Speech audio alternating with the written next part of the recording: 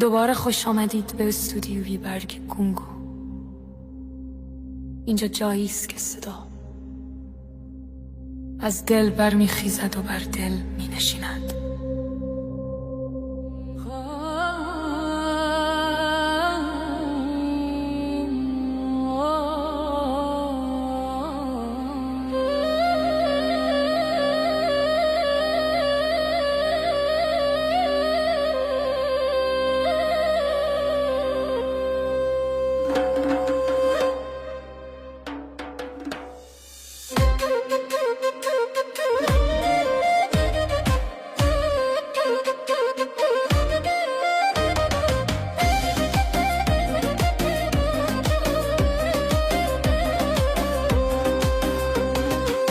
ای خاک خورشید، ای مهد مهر، دل هامان از عشق تو پر ز قهر، هر کوه و دشتت پر از نغمه ها، از مهربانی، از صد صدا.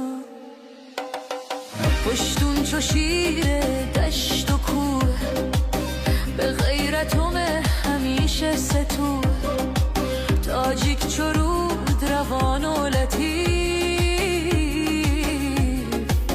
به شعر و وفا به دل شریف.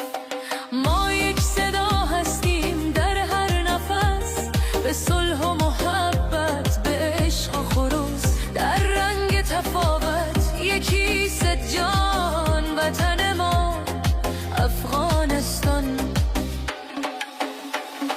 هزار دل نرم چون بهار، به علم و هنر چون ناز و نگار، ازبک چو باد به همت قوی،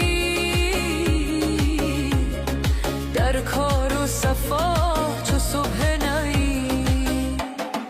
ترکمن صادق چو آفتاب، به مهر و صفا بو به نایاب، بلوچ دلاور به غیرت بلند،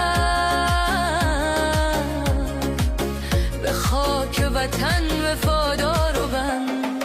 ما یک صدا هستیم، ما هم زبان، به مهر و وطن چو شمس و جهان، در کوه و در دشت یک نوا. زنده باد و وطن تا انتها. ایماغ و نورستان پاک و بهرنگ، در چهرشان لبخند نرنگ، پشه‌ای سادات چو صبح منور،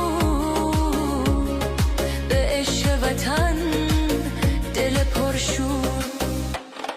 عرب و قزل باش به مهر و استوار، به صلح و برادری ماندگار، گوجر و براهوی چو موج نرم، دلها چو دریا، لبها چو شرم، قرخیز و هزاره چو باد بهار، سیک و مسلمان به یک قرار، همه برادر به مهربانی،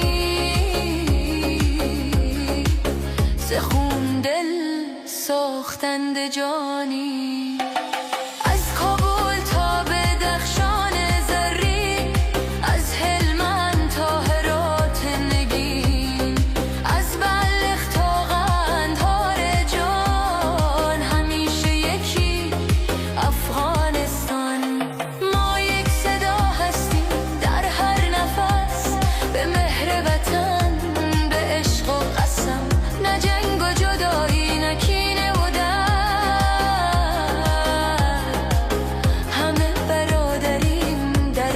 نظر. به نام خدا، به نام وطن، به خون جوان، به لبخند زن، در سایه عشق، در صلح جان، جاوید بمان ای افغانستان. ای خاک دلیر، ای مهر من، از توست امید هر این وطن، ما تا ابد به عشق تو زنده ایم. قلب تو همیشه یکی.